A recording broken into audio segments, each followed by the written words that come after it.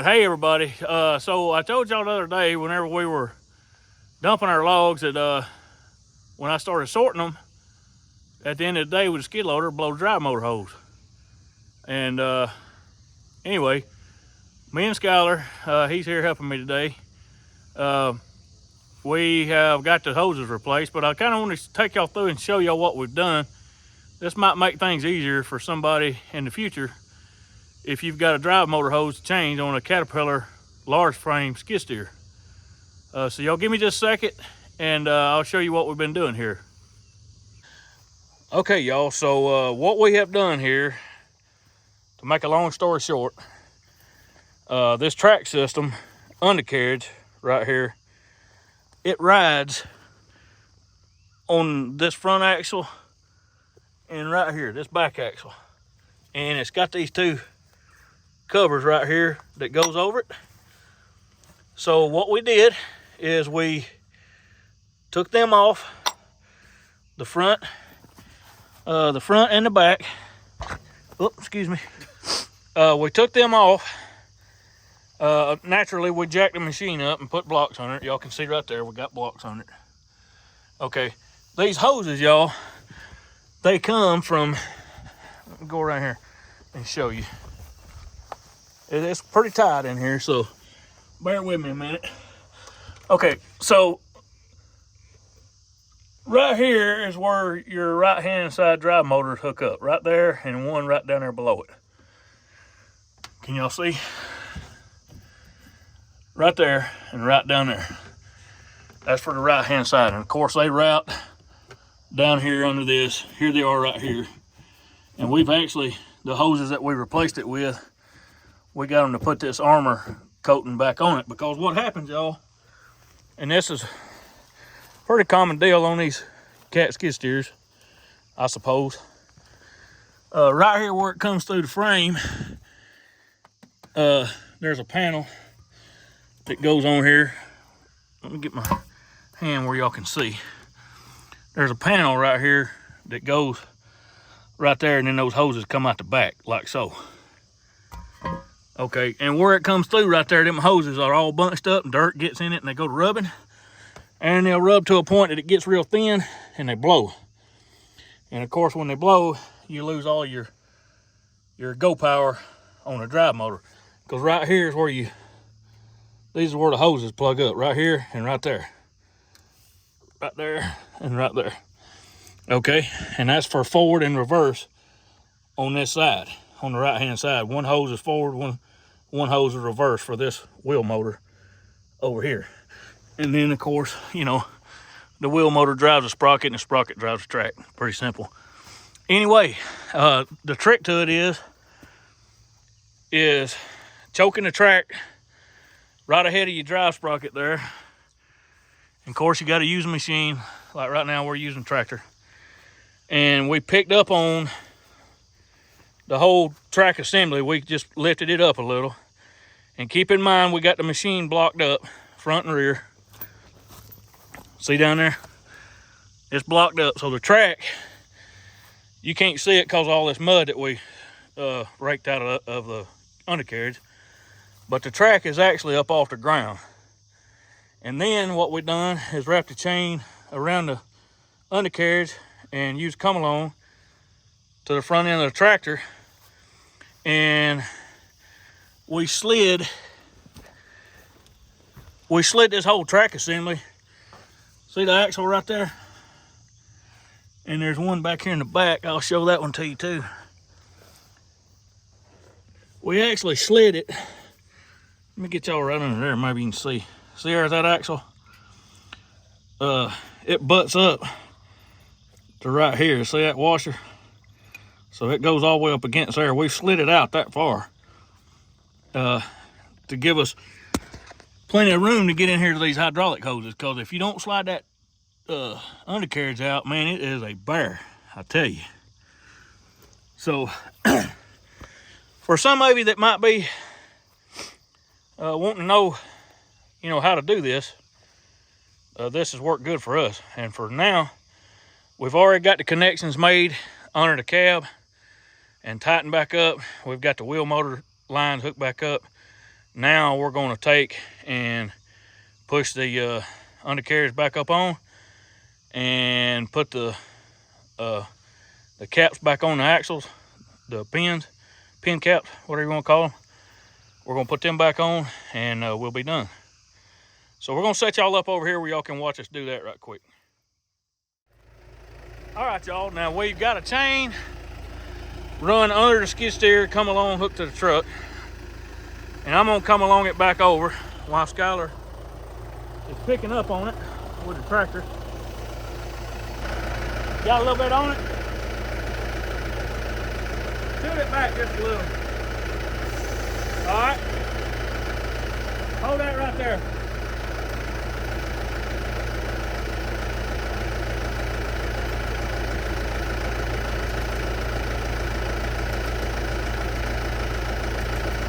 Now y'all, whenever I started putting a little tension on the come along, it was actually putting some pressure on my truck, sliding my truck. So I went in and set the parking brake on the truck. I didn't want it to be pulling against my my parking gear and my transmission in my truck, so we just set the parking brake.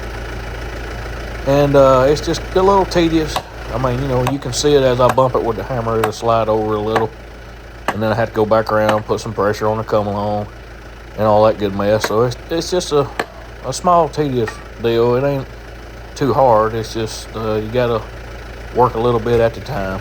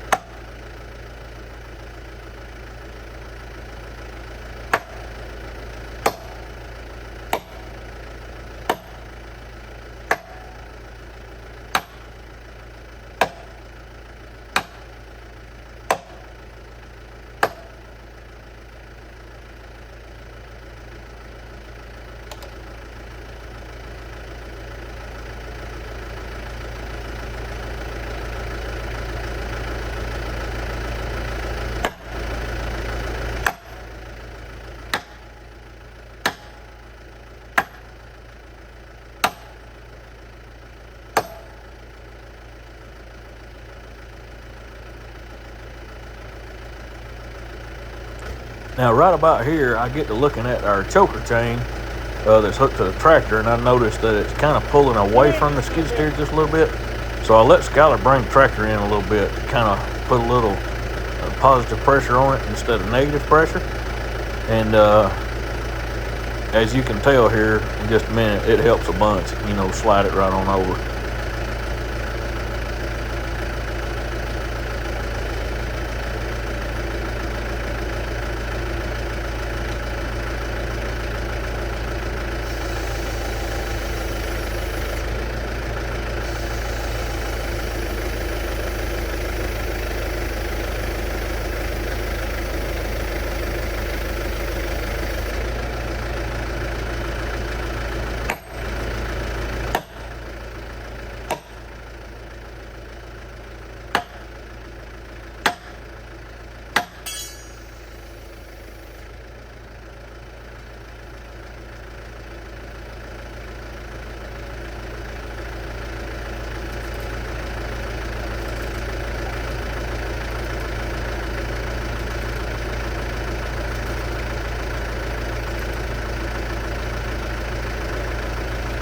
Alright, now I'm going to let Skylar get off the choker chain, and we'll get unhooked from it. It's slid up on the axle as far as it needs to go.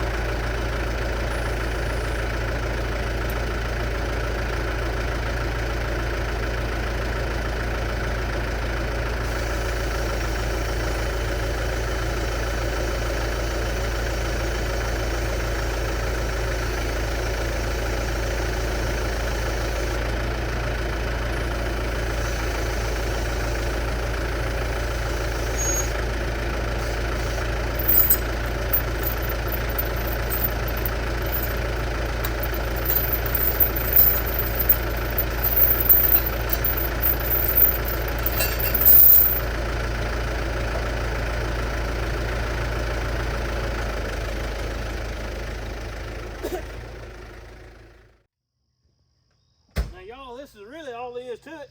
I say all there is to it. It ain't an easy job by no means. But this is the easiest way I found to do it.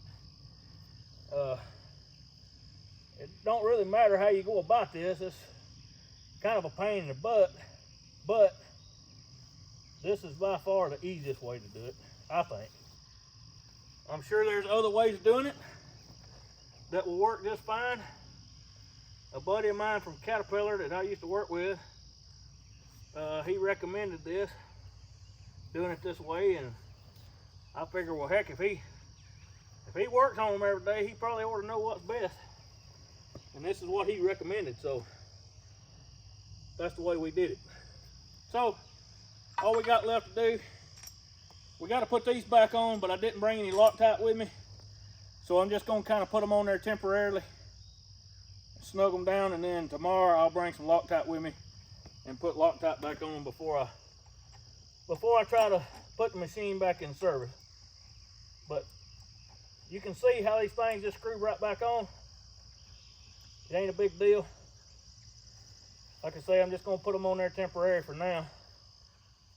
And tomorrow when I come back, I'll bring some blue Loctite and put some blue Loctite on it, and that'll hold it on there and keep it from backing out due to vibration and all that good mess. But anyway, y'all, I just kind of wanted to share this with you. I told you I'd tell you the truth about horse and mule logging. This is the truth. There's a lot of maintenance, a lot of stuff like this goes on. I suppose you could hire it out if you wanted to. But when you go to hiring stuff out, it really cuts into your bottom line. Well, case in point, I'll just tell you, I had a drive motor hose replaced on the left side. One hose, and it was $1,775 for Cat to do it. I mean, it's pretty expensive.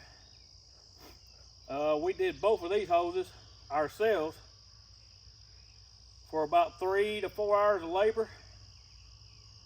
Maybe 5 if I counted Skylar's time in there also.